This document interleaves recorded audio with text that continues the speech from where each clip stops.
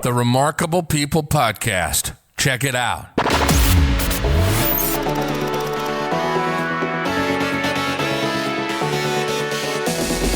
The Remarkable People Podcast.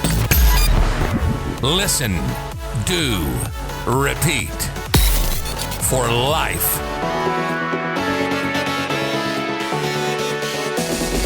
The Remarkable People Podcast.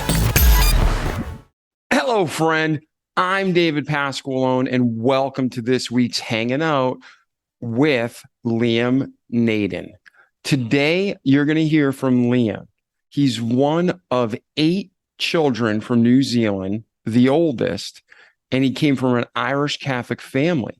And as he's working through truth in his life and looking for success and fulfillment and joy, he tries to test God and say, hey, if you're real, then blank. You know, we hear about people doing this all the time. Well, when it doesn't happen, it sends Liam in a search for what he considered truth. And he ends up discovering that in the course of his life, he has great success, and then it all comes crashing down.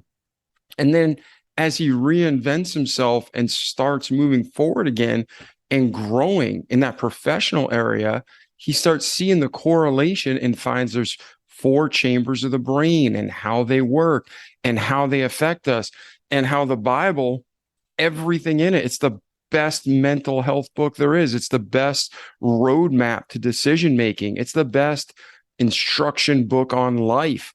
So even though he claims and talks about himself how he's not necessarily a follower of Christ at this point in his life, he does admit that the Bible is dead on, spot on, and the best thing we can read and do to improve our lives. So whichever way you're coming at this with a worldview, Liam is a serial entrepreneur. He's an author. He's a coach. He puts together curriculums. He has his own podcast, and he's here today to help you understand your life, your mind, and how by certain changes that we can make, we can start living our biological purpose, which he'll explain in this episode. And then he'll also help us to be the best we can be and live stress-free. So at this time, the Liam Naden story. Hey, Liam, how are you today? I'm great. Thank you, David. Great to be here and talking with you. Oh, we're so happy to have you. I just told our remarkable community in the introduction just a little bit of what to expect in this show. And out of your own mouth, we're going to get into your past, go through to today from birth, and then transfer into the future of where is Liam and where's he heading. So not only did you help us, but now we can help you hit your next goal. But before we do, for the listeners, if they were to get one message, what message do you want them to walk away with after this interview? That we're a lot more than we think we are, and that we're biologically designed to be successful. But we just need to realize that if we're not as successful as we want to be, we're not using our natural machinery the right way. Excellent. So, ladies and gentlemen, you heard the excitement from me in the intro of what to expect. You've heard Liam directly of what to expect. Now let's get into seeing how Liam became the man he is today and the journey God used to bring us together. So, Liam, at this time, where were you born? What was your upbringing like? 2 parents in the home, 1 parent, orphan, siblings? What was your story starting off right at the beginning? Okay, well, I was born in New Zealand. I spent most of my life living in New Zealand. I no longer live there, but spent a lot of my life there. And I was in a very loving, large family. My parents were Christians, Catholics, and so I'm the eldest of 8 children. So we were brought up in a very religious household and a very busy and noisy household, as you can imagine. Yeah, to have 8 children, and then were both of your parents from New Zealand, or where were they from? Yeah, both of my parents were Kiwis, originally from Irish, hence my name Liam, which is an Irish name. So I have Irish ancestry and English ancestry as well. Yeah, and as Irish well as New Zealand. Catholic, 8 kids, that explains it too, right? Yeah, that's right. I mean, my father always said that he had heard that the Pope had come out with a statement which said, "Now, come on, lads, we've got to outbreed the Protestants." Yeah. So he decided that he'd do his bit and have 8 children. Oh, that's Of course, he great. So found the Pope hadn't said that at all. But anyway, that's another story. what about for you and your family? Like you said, it was busy, but were you guys close? Was it a huge separation between you and the younger children? Or did you guys all have really a close-knit family growing up? Yeah, we were all pretty close together. I think there's 12 years difference between the eldest and the youngest. So yeah, we grew up as a close family. Had a lot to do with each other. It was Okay. good. And then from your childhood, as you transition into your teens, again, we don't want to dig for things that aren't there, but was there anything as we transition through your life in your teenage years that you want to discuss or bring up, or something significant that developed who you are today? Well, I think the most interesting thing for me about my childhood was really the pattern that has determined the rest of my life, and that was I was always trying to be the best person I could be in terms of being successful, being happy, achieving goals, if you like, even from a fairly young age. And I've throughout my life looked in all sorts of different directions to try and find the answer. How can I be the best that I can be? How can I be in control of my life? How can I have a great life? And of course, the first answer I got to that question was as a young child from my parents and my teachers and the people in the church who said, well, if you want to be happy and if you want to have anything you want in your life, the answer is very simple. You just pray to God and ask for what you want and he'll give it to you. And in fact, I actually tried that out. I tested that. And that's been another pattern in my life is to really, when I come across something that I think might be something that could really help me, I really try it. I give it a go. I really go after the idea and explore it as thoroughly and test it out as much as I can. And I think I must have been about 10 years old and I thought to myself, well, if you pray to God and get anything you want, I'm going to really test this one. I'm going to try this out. I'm going to test God. And I can't remember what it was that I was asking for, but I decided on something very specific. And I went to early morning church every day for a month and asking God for this specific thing. So I went to early morning mass in the Catholic Church, and I asked, and I can't remember what it was. I think it was winning a competition at school or something like that. But I thought, if I ask for this every day for a month and show God that I'm serious, then surely he'll give it to me.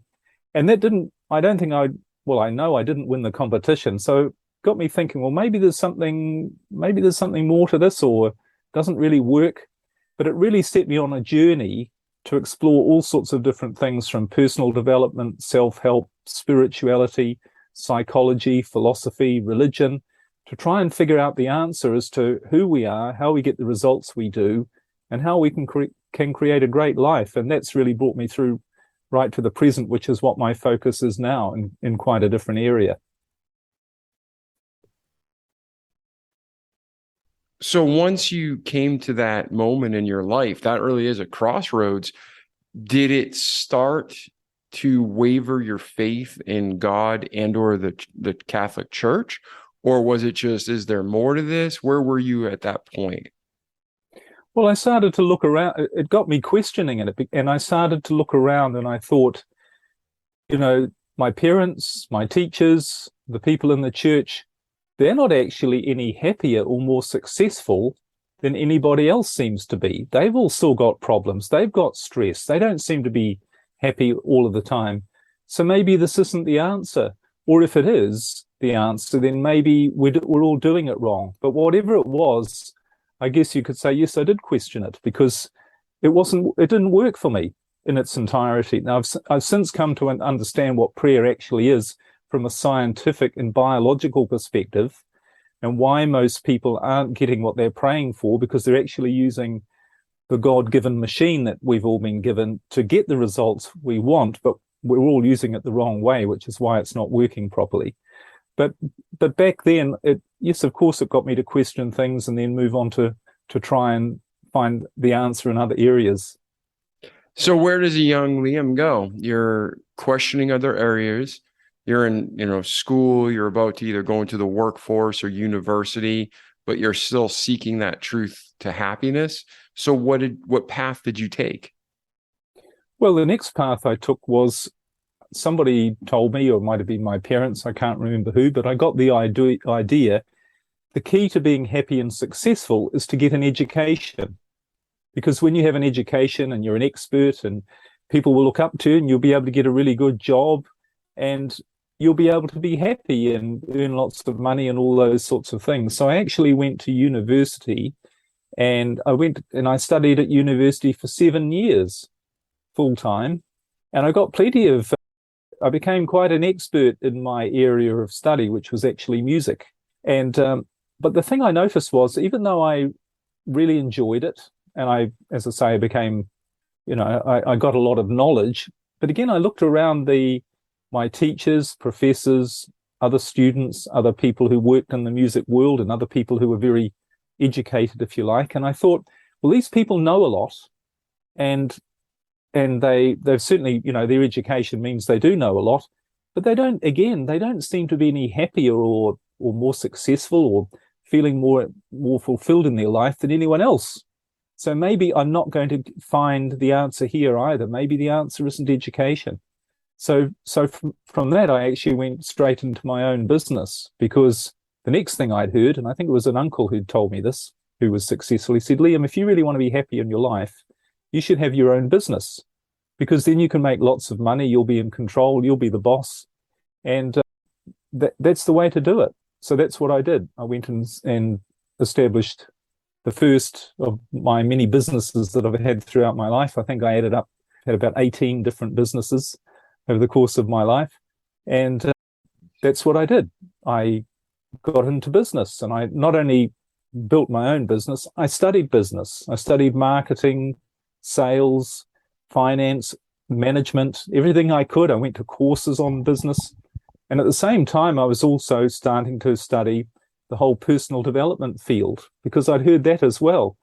These people standing up on stages and saying, I've got the secret to success. Do my seminar, do my course, take my program, read my book. And I went to seminars all over the world, and I was the person who read all the books. I did the programs. I bought coaching programs, and I studied everything from goal setting to changing your beliefs, reprogramming your subconscious mind, doing affirmations, positive thinking, all of these different things. I studied all those as well, alongside developing my own businesses. So I was both a student of success and a practitioner, if you like. Yes. And when you were after, we want to go chronologically through your story, but at the same time, without overlapping and ruining what's to come, after building 18 businesses, what's your tips to the audience, to our listeners, to see opportunity and to seize it? Are these things you just saw financial opportunity? Are these areas you were passionate about, then the money came? How did you identify first what business to start? Well, they were sort of based on things that I was interested in, combination really of things that I was interested in and opportunities that seemed to come along. But just to slightly jump the gun, I've really had two separate lives when it comes to business, because in my mid-40s, I went from being a multimillionaire and very successful to actually losing everything and becoming homeless. And how I've rebuilt my life after that experience has been completely different to how I ran my life before that. And comparing the two, I would say I'm far more successful, quote unquote, now. I feel far more in control of my life and knowing that I'm doing the right things and being much happier than I was before that happened in doing it a different way. So it's really to say I've done it all the same way. I'm not sure if that's what you mean. No. It's two different ways. Yeah, no, what we're going to do is we're going to go from that 20-year-old Liam through today. And what I was talking about is what experience and knowledge did you gain on that journey that you can impart to our audience to do it the quote unquote right way or an even better way. But before we get there, let's talk about that. From you just finished 7 years in university, and then your uncle says, start your own business. Let's just move forward in the story with that.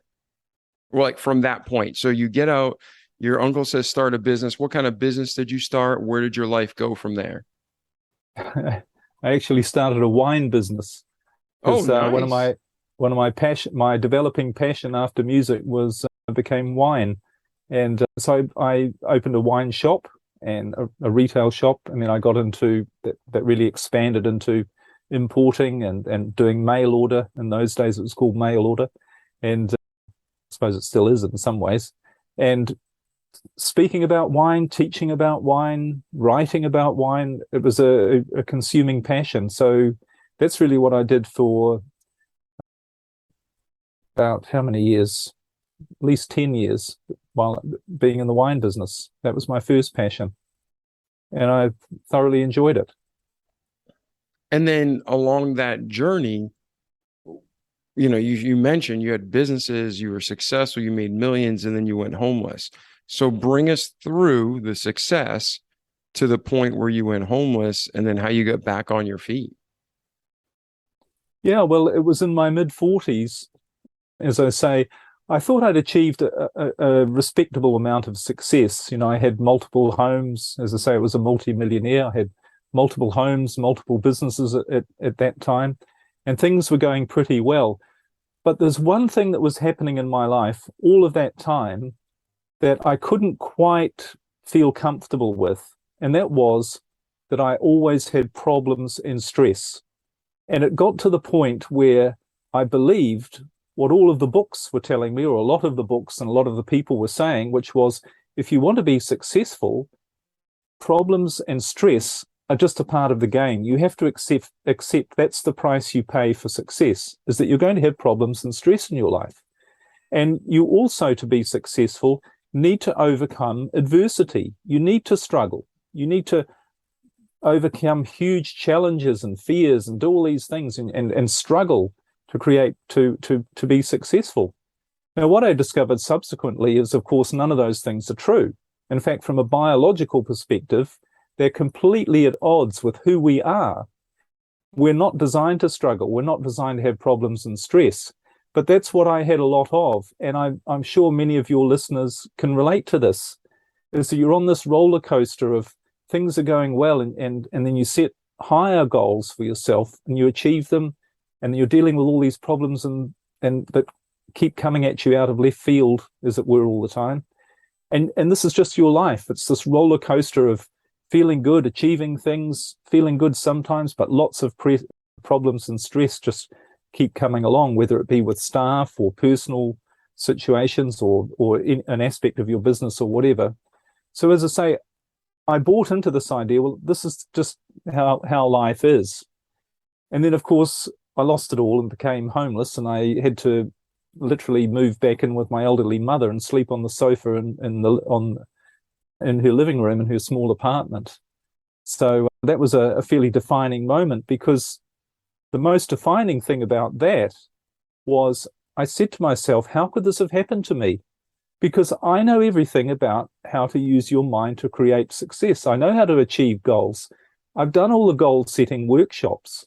I know how to set goals and be really specific and have action plans and, control your thoughts and be a positive thinker and do all these techniques to affirmations and all of these things. But now I feel totally out of, firstly, those things haven't worked for me because I've lost everything. And that wasn't on my goals list to lose everything. And secondly, I don't feel in control of my life at all. I have no clue on what to do to get out of this situation. So that really got me puzzled as to why it wasn't working. It working for me. And it was really only when I got through it and life went in a different direction and I started to figure out why that was, why I'd, if you like, created a situation where I did lose everything, and why it didn't work for me to try and get out of it in the quote unquote traditional way. Yeah, 100%. We're not just talking in this episode, in this podcast. Our listeners know it's not just about all the rainbows and butterflies. It's about the real life, the lows, the highs, the everything in between. So yeah, what caused the way down, and then how did you reemerge? Well, without getting into too specific details about how I lost everything, it was really, in essence, a culmination of a lot of bad decisions, both in business and my personal life. And really everything just came all at once, and it all just collapsed, if you like. So it was a bit of a mess.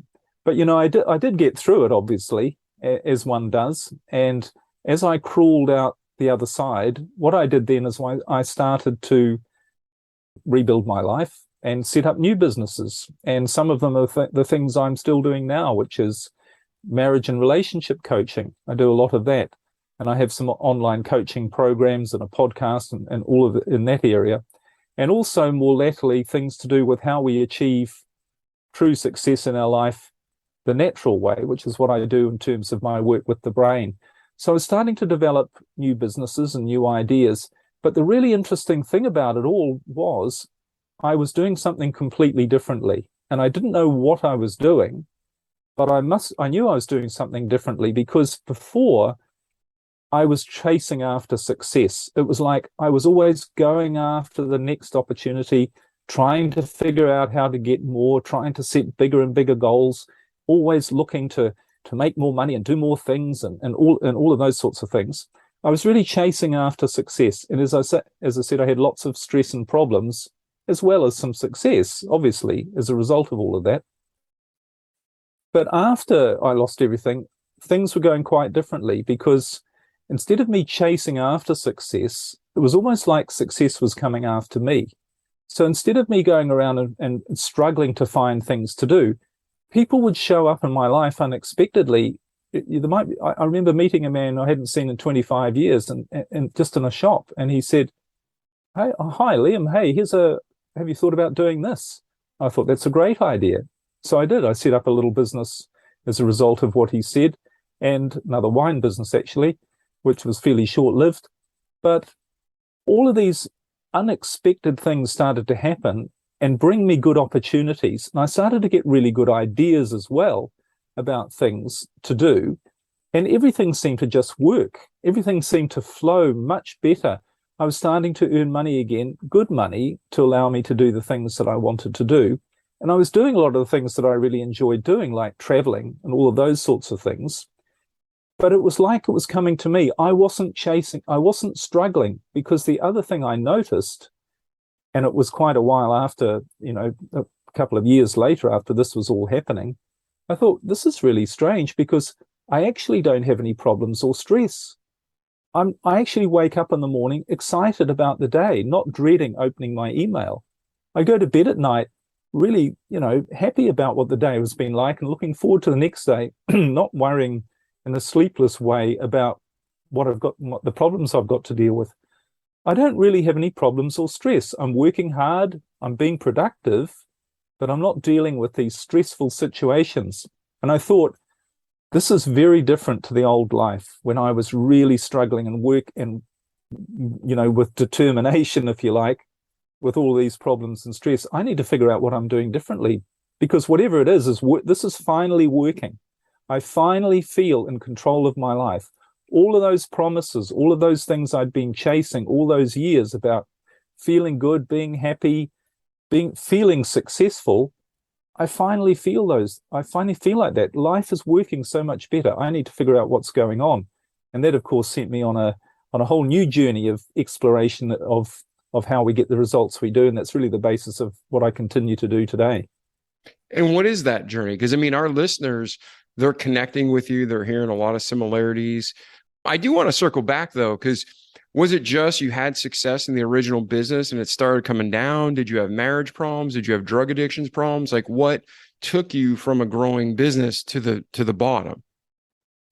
Well, I had a number of businesses at the time, which for various reasons all started to fail at the same time. They were different businesses, but changes in market conditions, changes in operations, things like that, and also personal and relationship problems as well. That all played into it.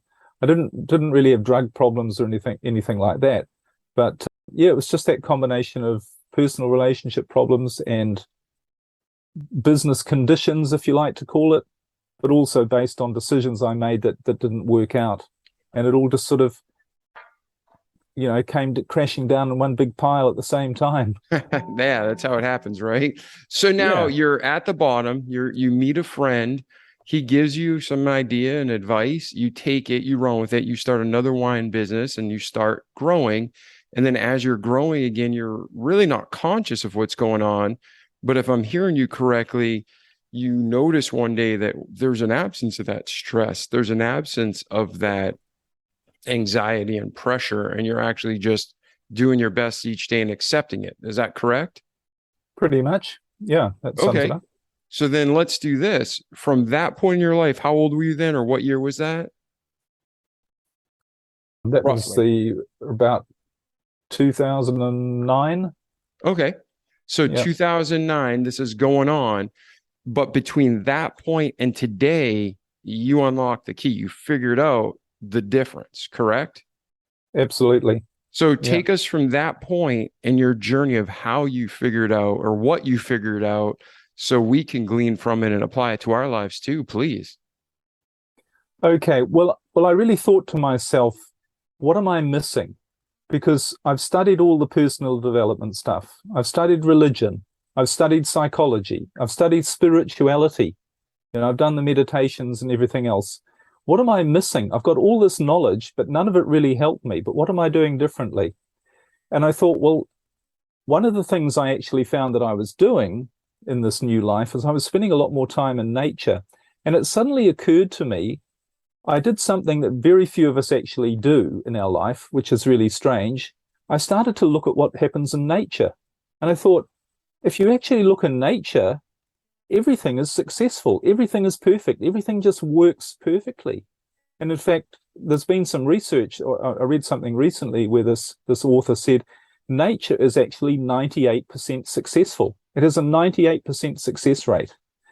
There's a 2% failure rate because, for instance, if a tree is planted in the wrong place, it might fall over, or, things get washed away by storms or droughts or whatever.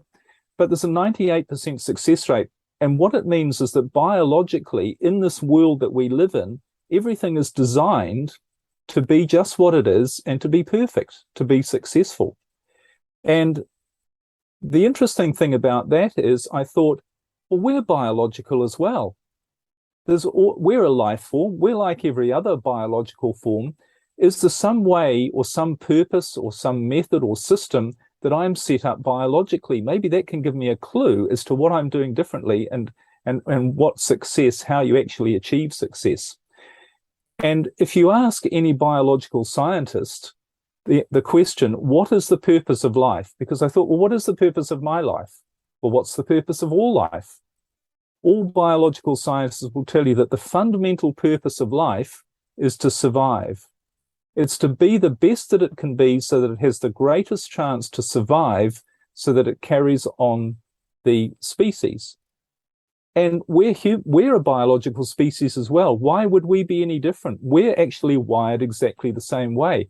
We are designed biologically as a species to be the best that we can be so that we have the greatest chance for survival. And unlike the rest of the natural world, two things. Firstly, we're not 98% successful, we're 98% unsuccessful. 98% of people are not being their best, being the best that they can be. They're full of stress and problems. So what are we doing differently to the rest of nature? Or do we have a different biological purpose? Well, we don't have a different biological purpose. We have the same. We're designed to be the best that we can be. And for humans, that doesn't just mean physically, that almost also means mentally, spiritually, and emotionally. In other words, you're designed to be your best emotionally. That's your biological purpose. That means being happy. That means without problems, without stress. That's your biological purpose so that you have the greatest chance for survival. Because that's when you do have the greatest chance for survival, is when you are at your happiest. That's when you're most resourceful, creative, all of those things. So I thought, well, this is really interesting. So my biological purpose is actually to be happy. That's what I'm designed to do. That's what all of nature is wired and designed and aiming for, is for everything to be the best that it can be, so that it has the greatest chance for survival.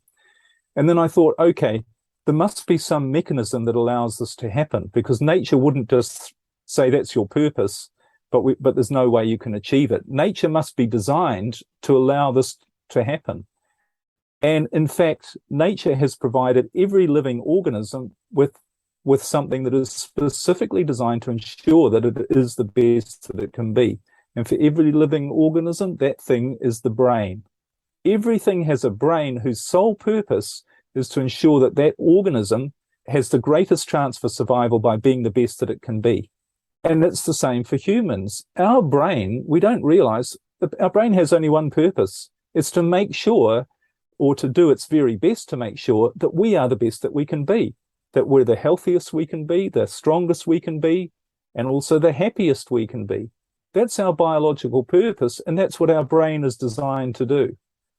But I thought, well, if that's the case, then, and that makes logical sense, why is it that 98% of people aren't the best that they can be? What's going wrong? Well, it turns out another really interesting thing is that the brain is just a machine. You know, if you think of it in machine terms, it's very clear to understand, because it's a bit like a motor car. A motor car is a machine that has a purpose. It's designed to do something. It's designed to get you from where you are to where you want to go. That's all it's designed to do. It will do it predictably, efficiently, and also enjoyably for you, the person using the machine. And you don't doubt that it's going to do it. That's its job. But what happens if you don't use it the right way? What happens if you don't drive it the right way? What happens if you don't put the right fuel on? And if you don't use it properly, you end up with problems. It doesn't do the job it was designed to do. It doesn't get you to where you want to go, and it doesn't give you a smooth ride, and you end up having to deal with all these problems and trying to fix it, all because you don't understand the right way to drive it. And that's what it turns out that problems and stress in our life actually are, is merely a symptom of the fact that we're using this machine the wrong way. Because when you use it the right way, you live your biological purpose, which is being the best that you can be. So when I realized that, I thought, well, the only thing you need to do, like with a car, all you need to do is figure out how it works, how to drive it, and let it do its job. And that's what I realized I was actually doing, without knowing that I consciously, you know, I hadn't sat down and read a manual on how to use my brain, and then everything happened differently. But I was using my brain in a different way, and I could see very clearly once I started to research this and go into the science of the brain and how it works. Yes, I was doing these things, and that's why I was getting better results. And that's the fascinating thing. The brain is literally designed, as I say, to make you have a happy, successful life. That's what its purpose is, so that you have the greatest chance for survival biologically. And if you're not getting the results you want, it simply comes down to a lack of understanding about how to use it the right way. Once you do know how to use it the right way and you start using it the right way, it's amazing how quickly your life changes. You get back to your brain doing its job, making you the best you can be. Yeah, and what's so interesting is the least understood part of the human body and being is the brain, right? And so you're learning this and you're tapping into this. So what are some of the basics that our listeners and myself can start off with? Like, how do we better understand our brain? How do we change the way we think so we thrive in life and have that natural success? Well, it's actually, excuse me, quite cool in that it's not that complicated. Like a car, you don't need to know the name of every little wire and the technical name of every little bit and everything that it does. You just need to know what you need to know to get it working the right way. And that's the same with your brain. So I've actually created a model to explain how your brain works. And by understanding how your brain works, you automatically know how to use it the right way. Because, and I'm sure you'll be interested when you hear my model of how it works, you go, now I understand. Now I can see what I've been doing wrong. And then you're automatically going to start at least considering doing it the right way because you see how it works. So what I've actually created is a model of the brain, which instead of having all the technical words and jargon and and scientific explanations of how it works, this just explains it in a way that people can understand very quickly and easily. So essentially, there are 4 parts to the brain.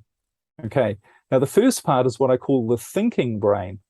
And the thinking brain, which is physically located on the top of our heads, it occupies quite a large area. What this part of your brain does is it takes all of the information that's coming into your environment, into your life, if you like, in every second of your life, through everything, all your senses. So everything you hear, smell, taste, touch, see, any ideas you pick up, any thoughts you pick up, it's taking all of that information from your environment and it's storing it in this part of your brain.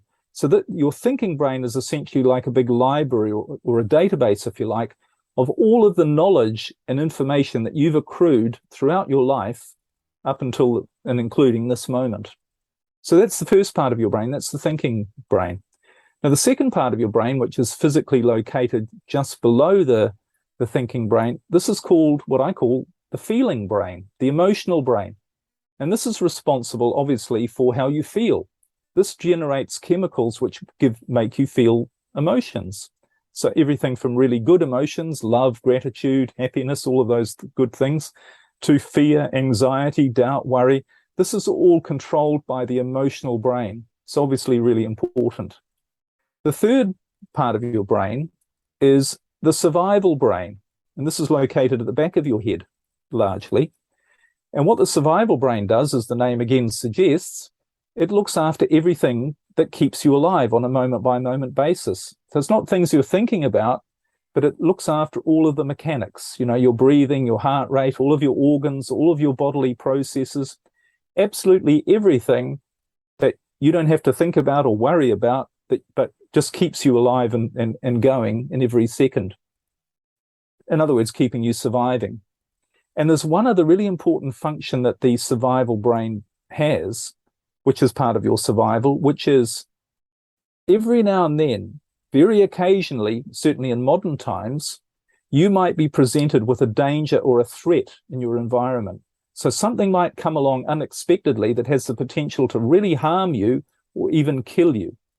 And what happens then is that the survival brain kicks in. It actually gets a signal from the emotional brain which says, danger, warning, you have to get rid of this threat immediately. And it activates what we often know as the fight, flight, freeze, or the survival mechanism reflex action towards danger. And you can imagine, the classic example is in prehistoric times, you're walking through the forest and a lion jumps out from behind a rock. So again, what the survival brain does there, it's activated in these moments.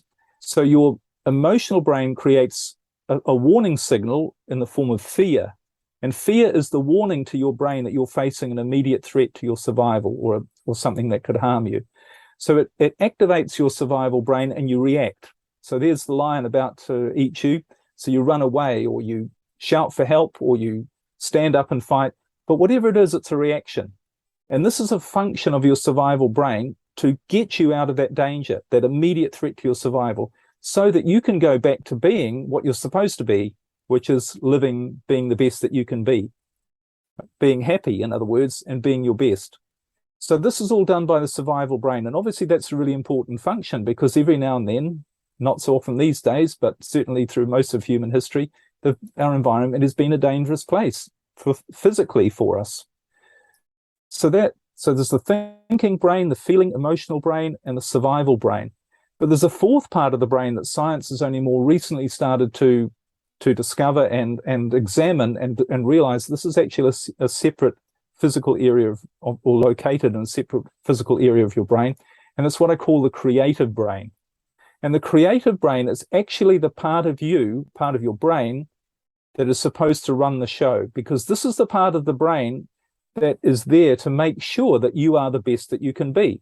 Because in your creative brain, this controls and manages such things as obviously your creativity, your imagination, your gut feelings about things. It's where you get this idea, that's a good idea, I'll do that, or that's not a good idea, I won't do that.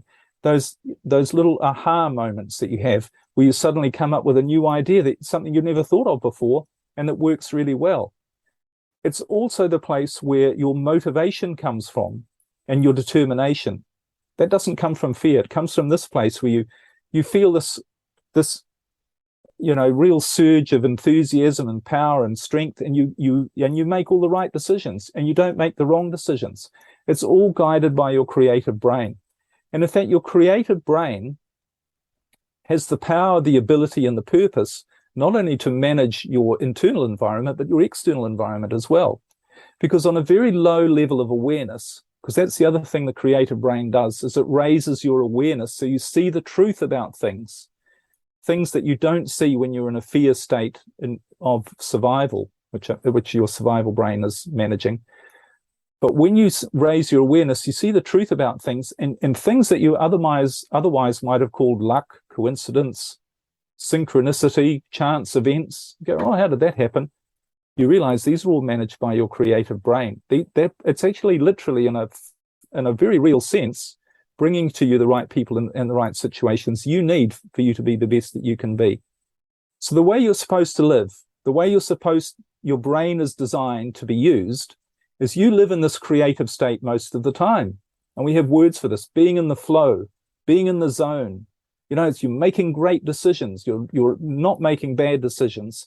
The right things are happening. You're being enormously creative. You're being resourceful. You're coming up with all these great ideas. You're doing all these great things, and you're loving what you're doing. You're passionate about it. That's the way you're supposed to live. That's you being the best that you can be. But there's only one time where you're not supposed to be like that, and that is on the very rare occasion that a lion jumps out at you from behind the bush or behind the rock. And in that case, what actually happens in your brain is your brain says, let's put that aside for a moment. We need to deal with this immediate threat, this immediate danger. And it activates your survival instinct, which is also called your sympathetic nervous system, and it takes all of the resources from everywhere else in your brain and in the rest of your body to direct at getting rid of that immediate threat or danger. It's what it needs. It needs every ounce of that it can take from anywhere else to deal with that danger. So where does it take the energy from? Your creative brain as well. What does it do? It shuts down your creative brain, because your creative brain is not of any help when you're facing an immediate threat. Looking at being optimistic and cheerful and seeing all the great possibilities of life is not only not useful, it could be dangerous. So what your brain actually does, it shuts all that down and takes that energy to focus on reacting to this immediate threat or danger. And the activator is fear. So when you feel fear in your life, which also includes stress, worry, anxiety, they're all parts of fear. They're all based on fear. When you feel fear in your life, what's actually happening on a biological level is your brain is saying you are faced with an immediate threat. There's something in your environment right now that has the potential to harm you or even kill you. And it puts you in this very narrow state of reaction to the situation and struggle and limited awareness. In fact, it only gets you to focus on the negative things of what's in your environment, because it's looking for the lion, it's looking for the snake in the grass. What other dangers are there? What else are there here?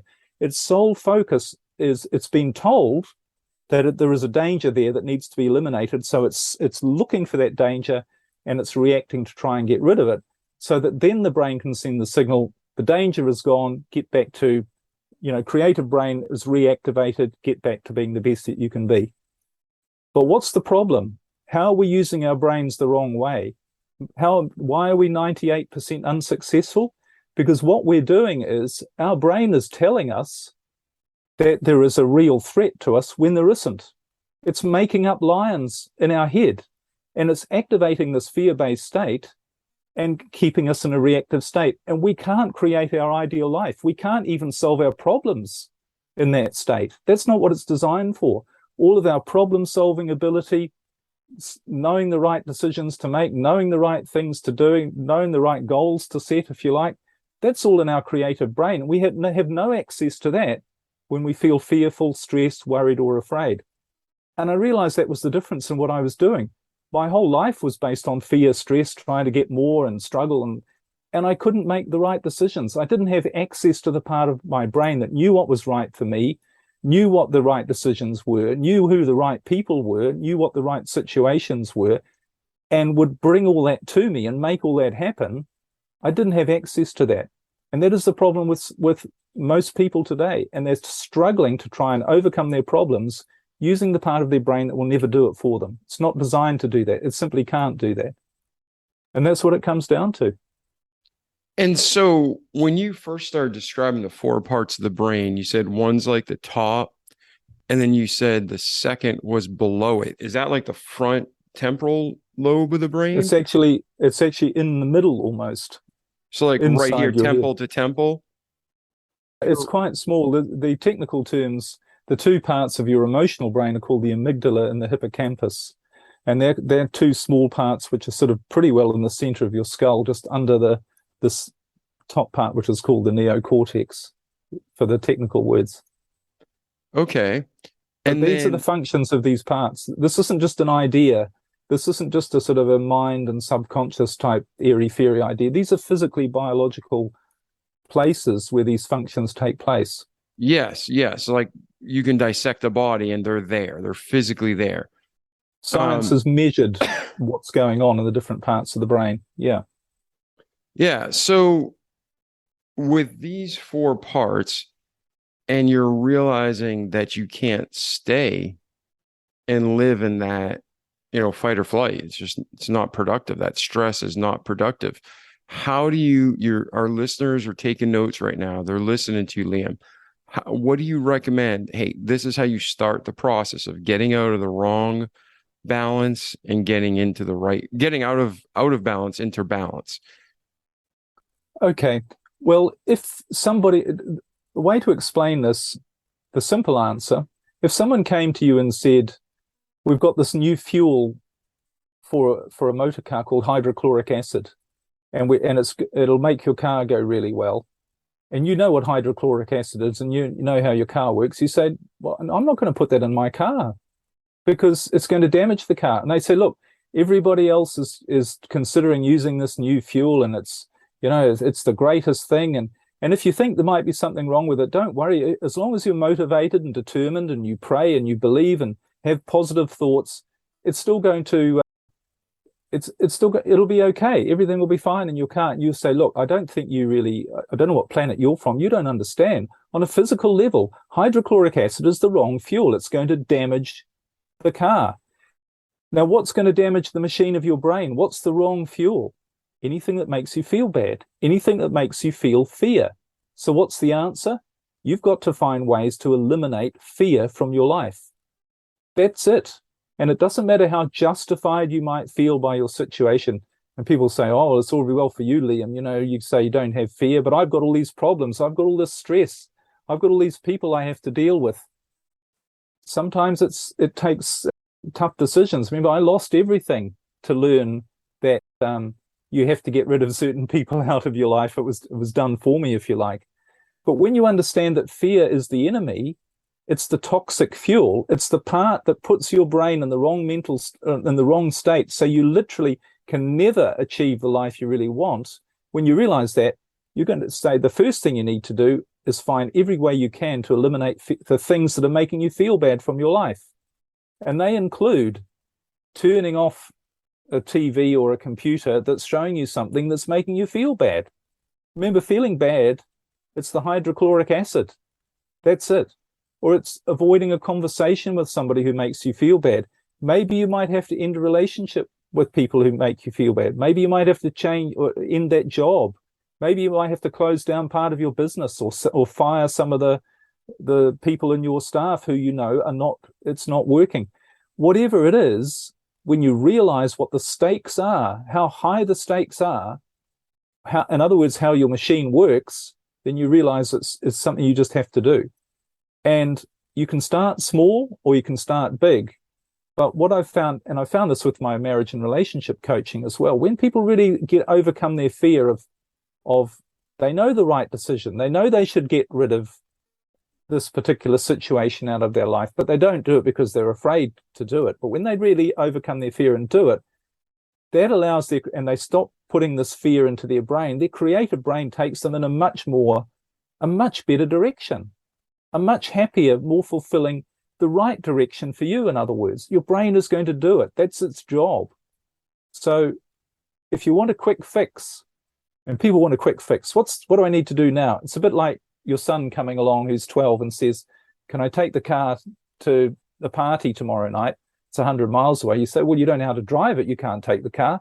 He says, well, just give me a couple of quick tips on how I can get there, and then I'll learn how to drive it later.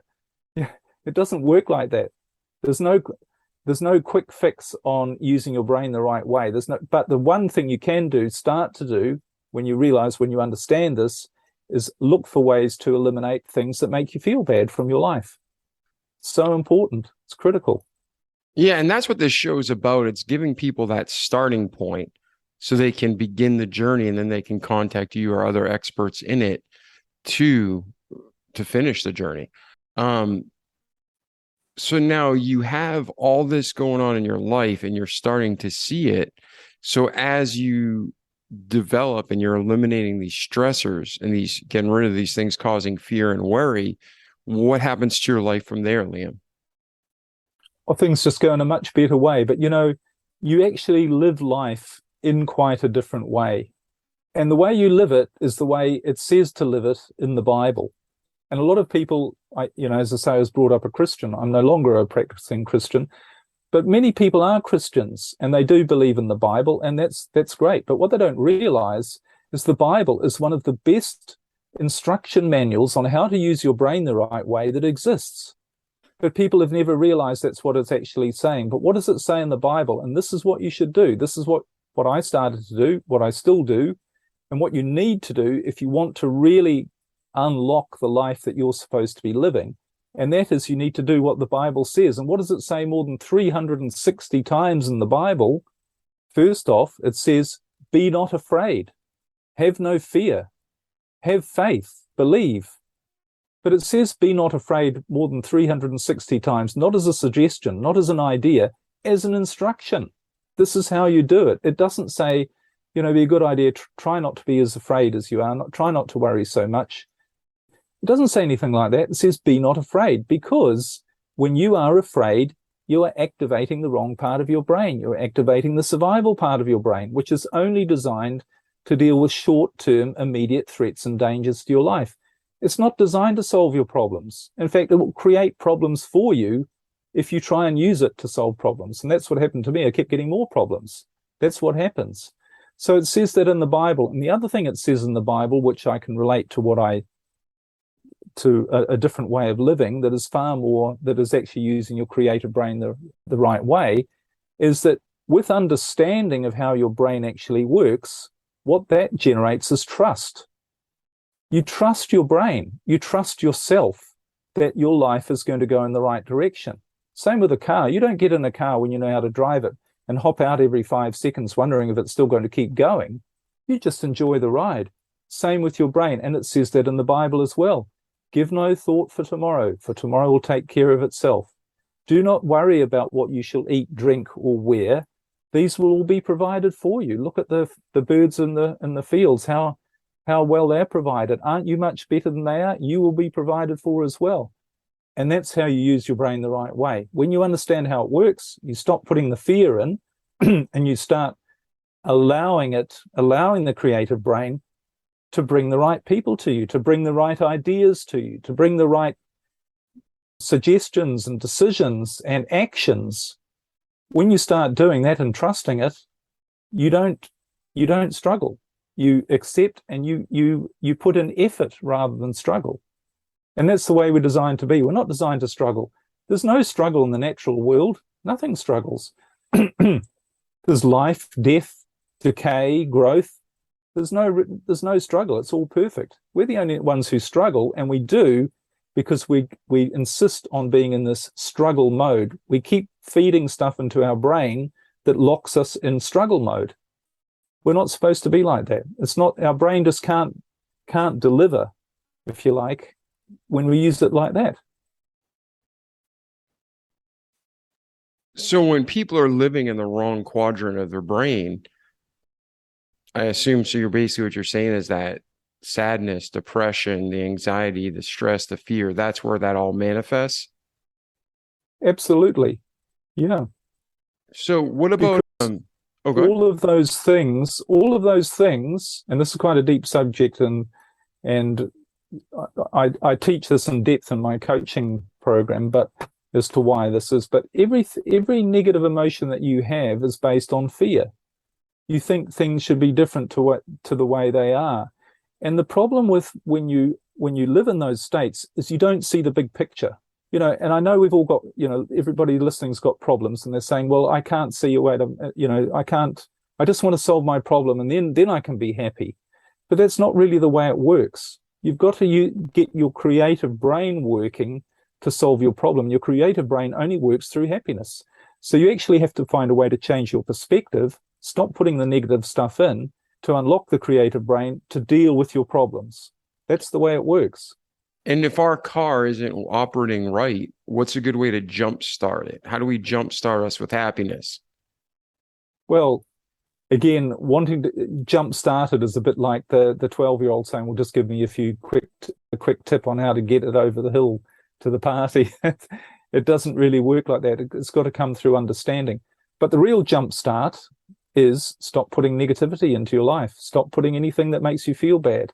Look at all of the ways that you have, and you do have the choice as to whether or not you're going to allow something that makes you feel bad come into your life. And that takes a bit of working out. You can't necessarily do it overnight, but you can turn off that TV show that doesn't make you feel good. You can actually shorten that conversation with somebody that doesn't make you feel good. You can actually change the subject from that subject that doesn't make you feel good. You can do all of those things. You do have a choice in those things. You might think they're a difficult choice, but they're not when you understand what's at stake. Your life is at stake. Your creative brain, which is what is designed, is sitting there trying to do its job, and you're blocking it from doing its job. That's what's at stake. Your life is at stake. So from this point, you're learning this and seeing, wow, there's a lot more to this than what I've been told my whole life. Where does your life go from that point, Liam, through today? Well, that's what really got me excited about all of this and wanting to share the information with others. And I started off doing it in my marriage and relationship coaching, because one of the things that always puzzled me was why some people, most of the people who come to me did and still do have got real problems in their marriage. And often, usually their husband or their wife is asking for a divorce and they don't want it to happen. So it's a major problem. So I created some coaching programs based on a lot of research and personal experience and understanding of all of these things I'd studied on how you can get that result, how you can change your spouse's mind, or how you can heal your marriage, if you like. And there's some really great information in my coaching programs, and I know it works. But what puzzled me is why some people managed to achieve that result and others didn't. And I started to look at the difference, and I realized it wasn't to do with the amount of motivation they had, because everybody was very motivated to, if your husband or wife comes along and says they want a divorce and you don't want it to happen, you're motivated to really fix that problem. It also wasn't a question of the amount of information they had. I mean, I gave people all the same information. I still do. It's in my coaching programs. This is a formula, if you like, that has a very good chance of working. It works for most people if you apply it the right way. It also wasn't a question of prayer or determination or any of those things. Some people would pray a lot and not heal their marriage, and other people didn't pray at all and they did heal their marriage. So I thought, what's the difference? The difference was the brain state that people were using to address that issue. Were they using their limited survival brain state, which could never fix that problem? It's not what it's designed to do. Were they in fear and anxiety and stress about it? Or were they able to unlock their creative brain? So what I realized was the gap is in how people can do this. Instead of having motivation and knowledge and information and all of those things, it's about being in the right brain state so that you can actually access all of that stuff. You can do all of the right things rather than doing all of the wrong things.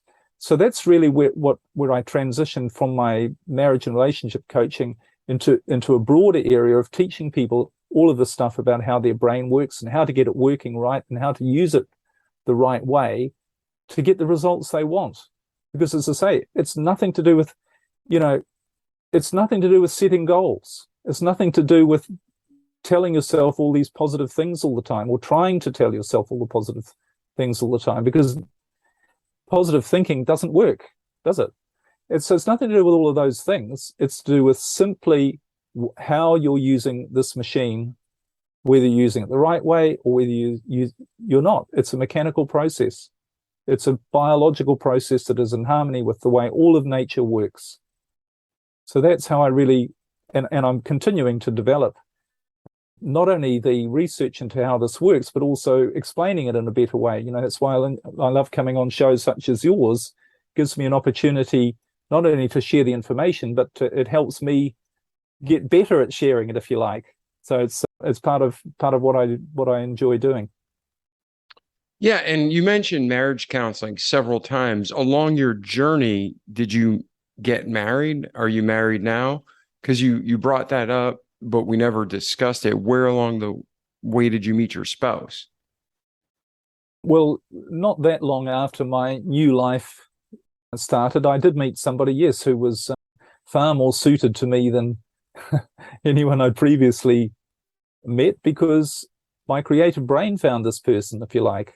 Sounds a bit new agey. Some people have heard of the law of attraction, and it's not real. That's sort of partly what it is, but this is really a scientific explanation of what it is. So yeah, that was part of my journey, was meeting the right person for me as well, who I'm still with. Beautiful. And then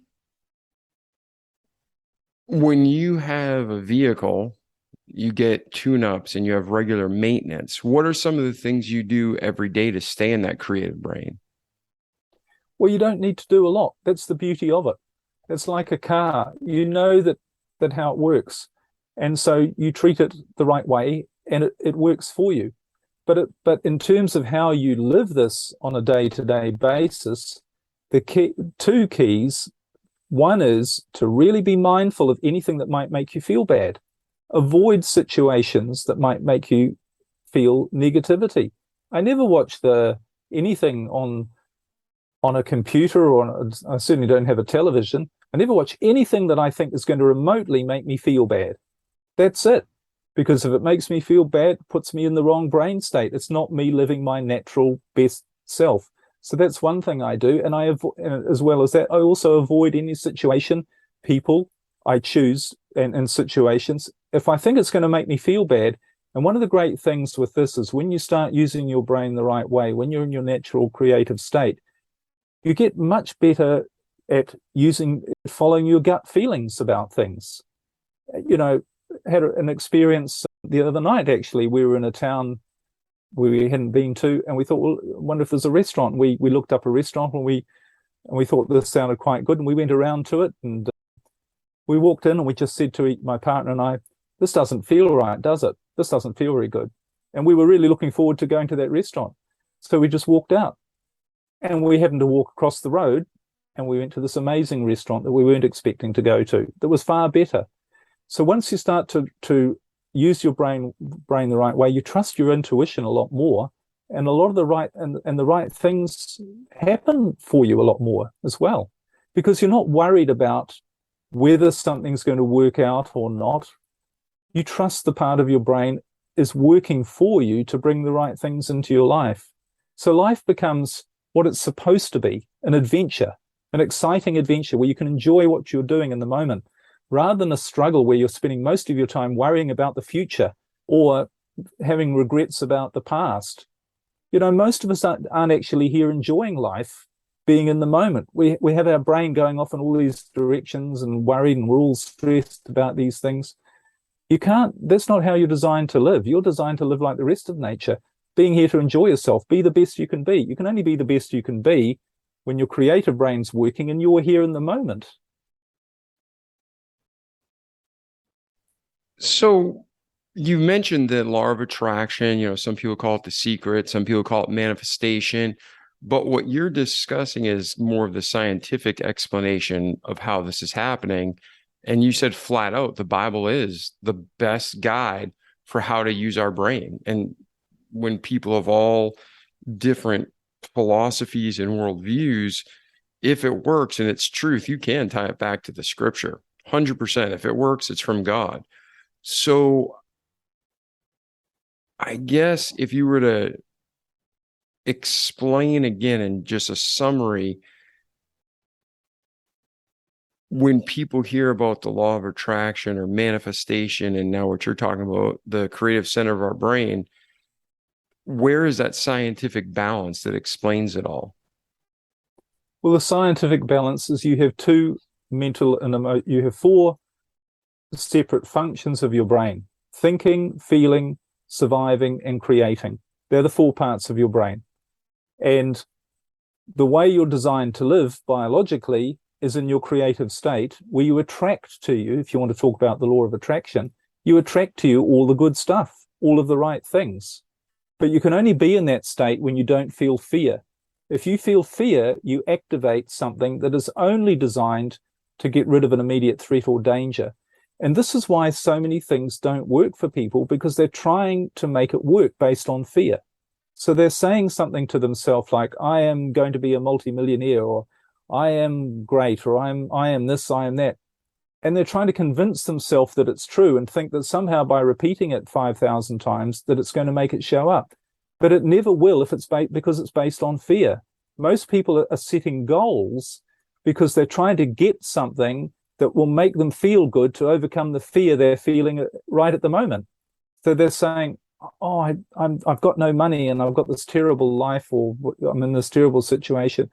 I want to be a millionaire, so I'm going to set a goal of being a millionaire, and I'm going to work really hard and study and do all these things. But it's all based on fear. So you're not using the natural part of your brain, that the powerful part of your brain that will bring all the right people and situations. It will bring all the right information that you need. It will get you making the right decisions. This is why it doesn't work. You're using the fear-based part of your brain, which is very, very limited, and just simply can't do it for you. No matter how determined you are, or how motivated, or how much you pray, you're just using your brain the wrong way. It's a little bit like if someone came along and said, well, I don't know how to drive a motor car, but I see it's got wheels. Maybe the way to do it is to get out and push from behind. So you get out and you see this person, and they're putting in this enormous effort, and they're trying to get the car moving. And you say, why are you doing that? Well, I'm going to get this car to 100 miles over the hill by tomorrow, and I'm determined, and I'm going to put in all this effort, and I'm so motivated, and I believe this is my goal. I'm going to make it happen. But it doesn't happen. The car hardly moves. And what happens? You get worn out. You get stressed. And what do you say in that situation? The problem is me. I'm not pushing hard enough. I'm not strong enough. I'm not determined enough. I'm not motivated enough. So you put even more effort in. And you'd look at someone doing that and you say, that's utterly ridiculous. Why are they making it so hard for themselves? Why are they ensuring that they're not going to get to where they want to go, and that they're going to just damage themselves in the process? Why are they doing that? Of course, because they don't understand how it works. But we don't realize that with our brain. We don't say to ourselves, why am I struggling? Why am I pushing? Why am I doing all the things when there is actually an easier way if I just knew how to do it? It would be silly not to use my brain the right way and carry on struggling when I'm never going to get anywhere by doing it. The interesting thing, just to mention about goal setting, what's, an interesting thing, something your listeners could ask themselves, what of the goals that you set, what percentage of your goals do you actually achieve? Is it 90%, 95%, 80%? Or is it more like 2% or 3%? And for people who are honest, who've looked at this, people have discovered that only about 3% of the goals that people set, they actually achieve. Now, if we only achieve 3% of goals, there's something very wrong with the whole goal setting process, isn't there? It's a bit like if you go to a heart surgeon and say, what's your success rate on bypass operations? And he says only 3%. You're not going to get him. You're going to say, well, you don't know what you're doing. Your system doesn't work. But why do we all believe this thing about goal setting? when it just simply doesn't work for most people. It didn't work for me in my old stressed life. And it comes down again. It doesn't matter what you do. If you're using the machine the wrong way, you're just simply not going to get the result. That's it. It's a mechanical, biological. It's as biological as you walking out of a 10-story building and expecting to go up. You know you're going to go down. It's just one of the laws of the way nature works. It has to work that way. You could be motivated and pray and believe, but you're still going to go down. You know that.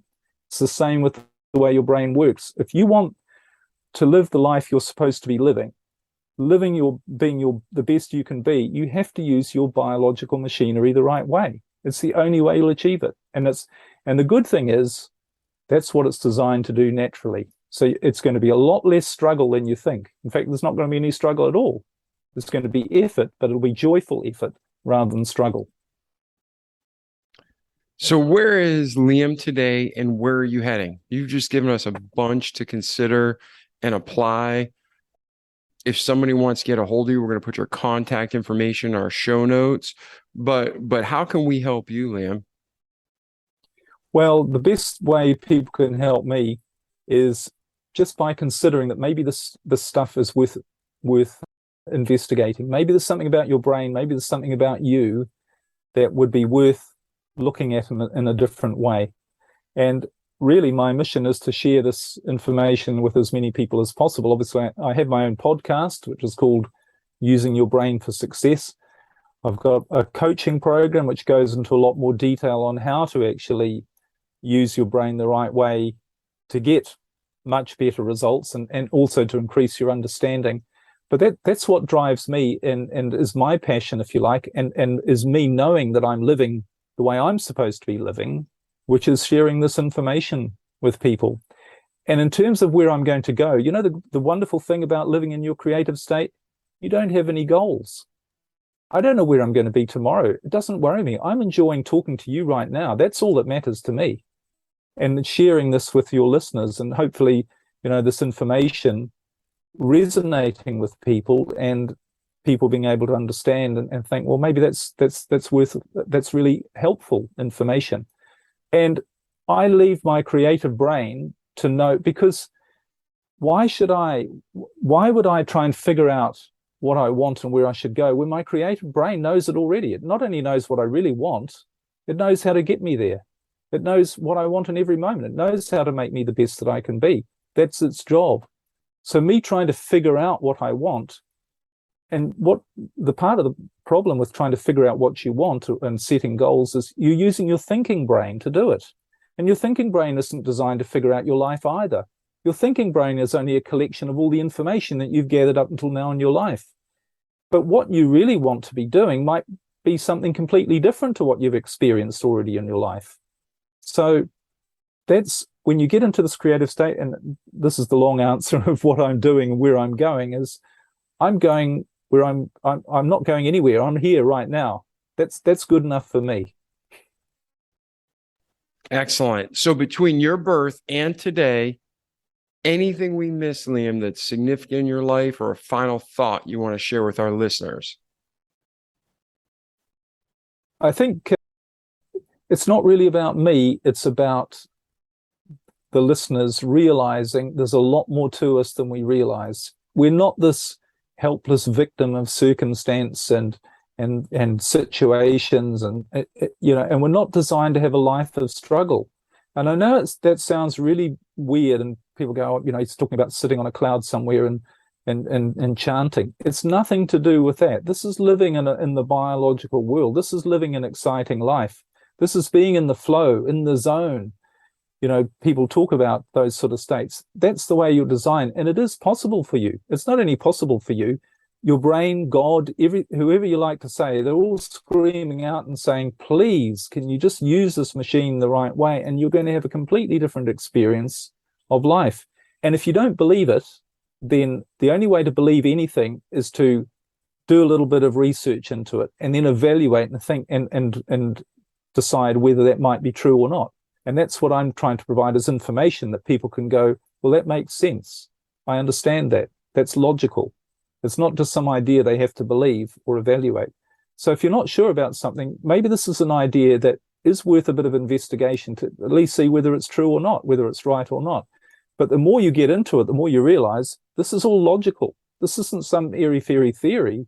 This is actually practical. And that's when you can start to, really see the magic showing up in your life, which is what we're all supposed to have. Yeah, results, fruit for our actions. So, well, listen, Liam, it's been great getting to know you. It's been great spending time with you today. And thank you for sharing such, wonderful information to help us reframe our minds and get balance so we can have a life filled in that creativity space and not in the fear. So I appreciate you being here. And to our listeners, reach out to Liam if you have any questions. Go ahead, after we hang out,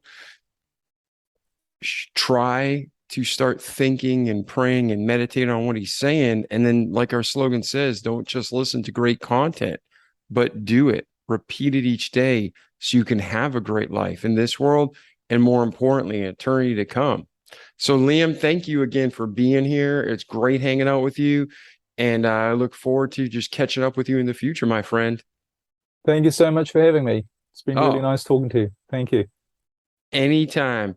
And ladies and gentlemen, we'll see you in the next episode. Share this with your friends and family, like the podcast, subscribe to the YouTube channel. And again, share some love with Liam and let him know you appreciate the episode. Ciao. The Remarkable People Podcast. Check it out.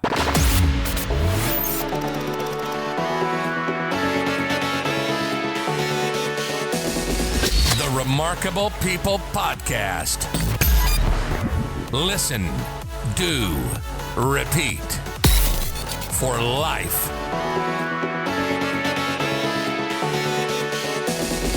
The Remarkable People Podcast.